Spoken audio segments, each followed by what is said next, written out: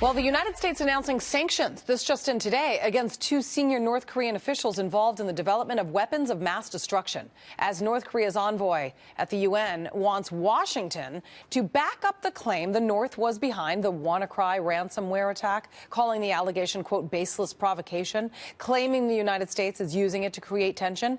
Meantime, the attack infected hundreds of thousands of computers worldwide. John Hanna is senior counselor at the Foundation for Defense of Democracies. He's also former national security advisor to Vice President Dick Cheney. Thank you so much for talking to us. First of all, Thanks, what do you make of the Treasury Department's newly announced sanctions, and will they make any difference? Listen, I think it's all well and good to sanction individual North Korean officials, but I don't think anybody should fool themselves into believing this is going to make a major contributions to our efforts to get rid of North Korea's nuclear weapons. Far more important in that regard are going to be the types of measures we took last week to actually target North Korea's economy as a whole, which, if they were given enough time, could well bring that economy to its knees and trigger a real crisis in the Kim Jong-un regime. And right now, I think that's probably the only hope we have, short of launching a full-scale catastrophic war on the Korean Peninsula, of actually resolving this crisis. Yeah, I mean, regarding a crisis, cyber warfare, and the WannaCry cyber attack, and whether or not there is evidence that would basically prove that publicly. I mean, so basically, this envoy wants the United States government to release any evidence proving that the North, in fact, did this. They deny it. What would be the disadvantage, first of all, to disclosing that evidence to back up the claim that Pyongyang was behind the attack? First and foremost, I think we've got to be protecting absolutely critical intelligence sources and methods. We don't want to be revealing to anybody, especially in this new frontier of the cyber domain, all of the tricks of the trade that we have to discover what they're doing. So that would be my biggest concern. But I put absolutely no stock in these North Korean denials. They lie and deceive as easily as they breathe. But I would say that if we're going to make very serious national security claims and charges like this, to the extent we can, and we want to generate some degree of international support and legitimacy for actions we might take, we should be as transparent as we possibly can be, while protecting those critical intelligence sources and methods. So then just explain to our viewers, because this is, this is the new frontier of terror. I mean, how imperative is it for the United States to find out who is responsible when it comes to cyber warfare?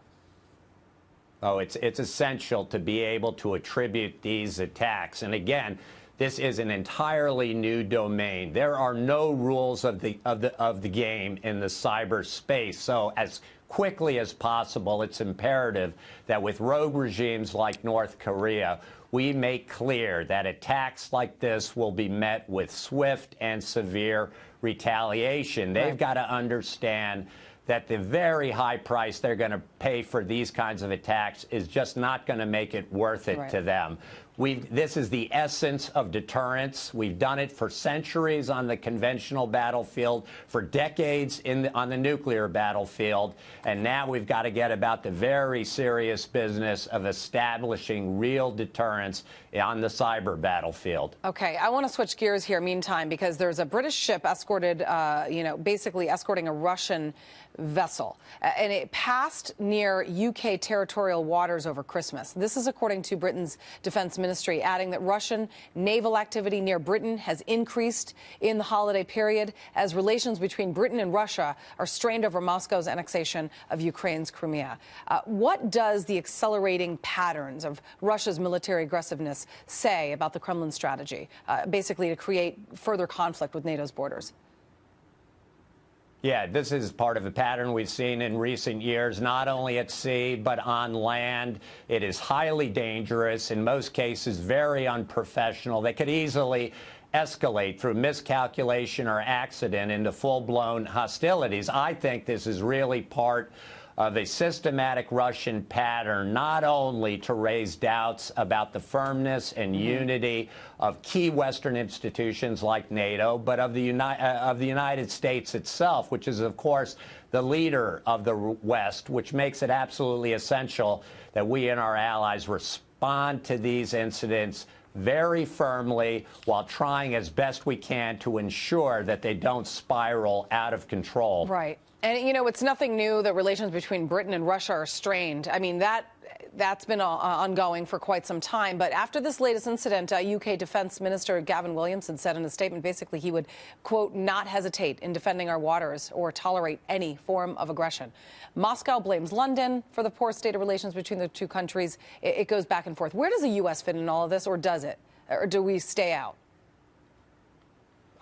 We can't possibly stay out. We are committed by treaty, Article 5 of NATO, to come to the defense of Britain if Britain gets into a dust-up with the Russians.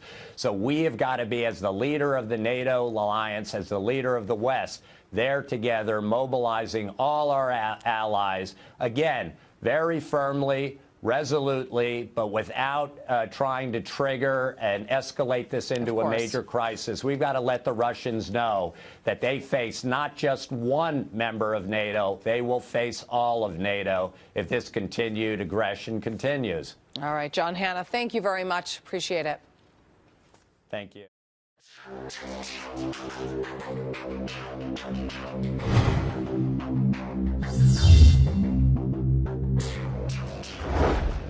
Breaking news today, the Treasury Department just announcing sanctions on 2 senior North Korean officials for their part in the regime's repeated violation of UN sanctions.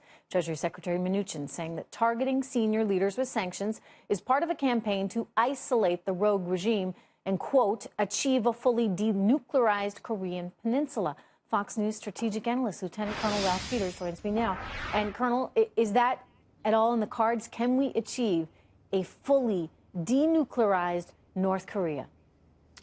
Well, Trish, let me just take a moment to wish all my fellow Christians an inspired St. Stephen's Day. Today we celebrate the feast of the first Christian martyr.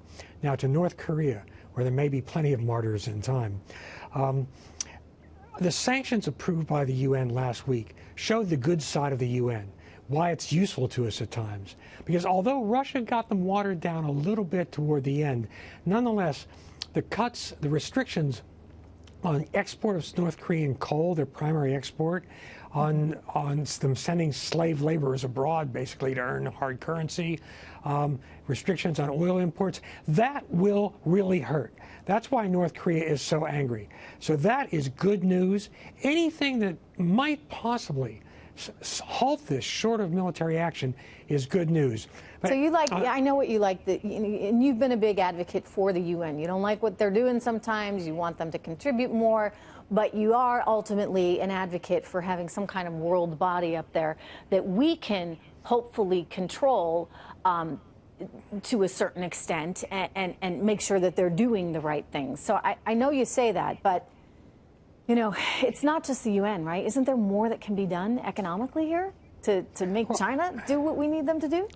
Well, certainly, you know, the tougher we get with China, the tougher China is likely to get with North Korea.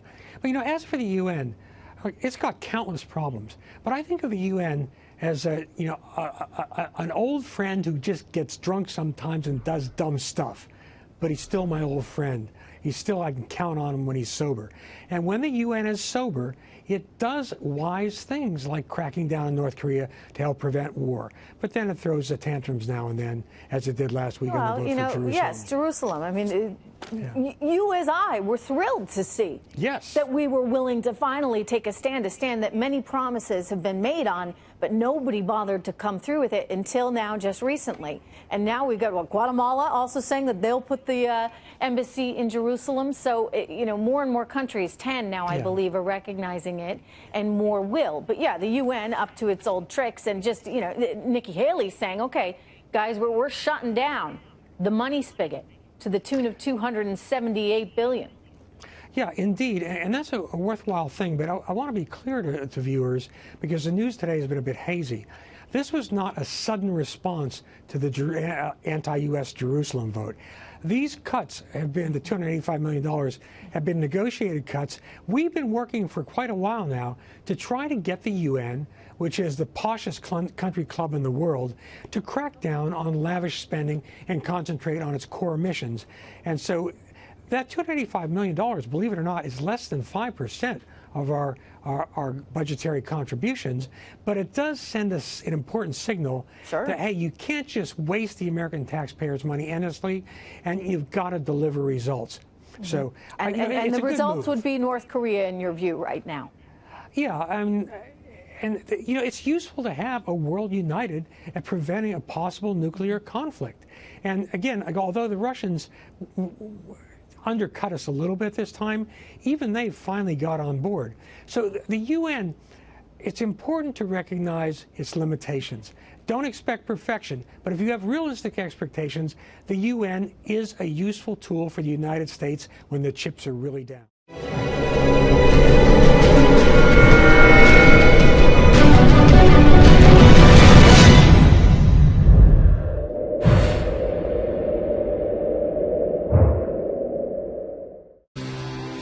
Good evening, I'm Mike Emanuel in for Brett Baer. Action on two fronts tonight regarding North Korea. The U.S. is slapping more sanctions on the Hermit Kingdom, and Russia says it is ready and waiting to mediate talks between the U.S. and the Kim Jong-un regime. Correspondent Rich Edson's outside the Winter White House in Mar-a-Lago, Florida, where the president is spending his holiday. Good evening, Rich. Good evening, Mike. And President Trump largely focusing on his domestic agenda through Twitter today. However, it was international events that drew the attention of his administration. The Trump administration refuses to take a holiday from sanctioning North Koreans. The Treasury Department announced the United States is sanctioning two it describes as key leaders of North Korea's unlawful weapons programs. In a statement, quote, Treasury is targeting leaders of North Korea's ballistic missile programs as part of our maximum pressure campaign to isolate the DPRK and achieve a fully denuclearized Korean peninsula. The announcement follows Friday's United Nations Security Council resolution that imposed new sanctions on North Korea, targeting its money flow, a move North Korea equated to an act of war. International reports say the Russian government is offering to mediate between the U.S. and North Korea. The State Department failed to respond to requests to comment on the offer. Secretary of State Rex Tillerson has said North Korea must earn its way back to the negotiating table, starting with a halt on its missile and nuclear tests. Before leaving for his holiday in South Florida, the president promised persistent pressure on Kim Jong-un. There is much more work to do. America and its allies will take all necessary steps to achieve a denuclearization and ensure that this regime cannot threaten the world. While his administration focuses on North Korea, the president spent the day at Trump International, playing golf with Republican Senator David Perdue of Georgia, PGA Pro player Bryson DeChambeau, and former PGA Pro Dana Quigley. The administration describes this as a working vacation. On policy from the president this morning, a tweet, quote, based on the fact that the very unfair and unpopular individual mandate has been terminated as part of our tax cut bill, which essentially repeals over time Obamacare, the Democrats and Republicans will eventually come together and develop a great new health care plan. Republicans already tried to replace Obamacare, thwarted by insufficient support in their own party. The White House says the president will discuss his 2018 legislative strategy the first week in January with House Speaker Paul Ryan and Senate Majority Leader Mitch McConnell at Camp David. The administration says it will also push an infrastructure package. Some Democrats say they are willing to work with Republicans. We've got an aging infrastructure with potholes and highways that aren't working and bridges that are in trouble. We need to do something together to fix our infrastructure if we're going to stay competitive as a nation. Another quiet evening for the president on a day that involved only 3 tweets, the one on health care, one claiming that the FBI investigation into collusion with the Russian government during the 2016 campaign is tainted, and one claiming that his tax proposal will increase economic growth next year. Mike? Rich Edson in beautiful West Palm Beach. Rich, many thanks.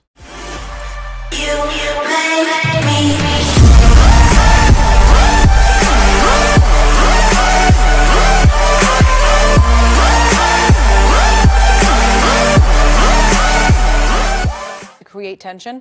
Meantime, the attack infected hundreds of thousands of computers worldwide. John Hanna is senior counselor at the Foundation for Defense of Democracies. He's also former national security advisor to Vice President Dick Cheney. Thank you so much for talking to us. First of all, Thanks, Julie. what do you make of the Treasury Department's newly announced sanctions, and will they make any difference?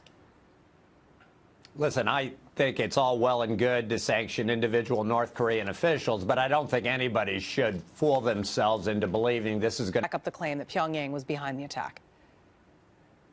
First and foremost, I think we've got to be protecting absolutely critical intelligence sources and methods. We don't want to be revealing to anybody, especially in this new frontier of the cyber domain, all of the tricks of the trade that we have to discover what they're doing. So that would be my biggest concern. But I put absolutely no stock in these North Korean denials. They allow catastrophic war on the Korean Peninsula of actually resolving this crisis. Yeah, I mean, regarding a crisis, cyber warfare, and the WannaCry cyber attack, and whether or not there is evidence that would basically prove that publicly. I mean, so basically, this envoy wants the United States government to release any evidence proving that the North, in fact, did this. They deny it. What would be the disadvantage, first of all, to disclosing that evidence to make a major contributions to our efforts to get rid of North Korea's nuclear weapons? Far more important in that regard are going to be the types of measures we took last week to actually target North Korea's economy as a whole, which, if they were given enough time, could well bring that economy to its knees and trigger a real crisis in the Kim Jong-un regime. And right now, I think that's probably the only hope we have, short of launching a full-scale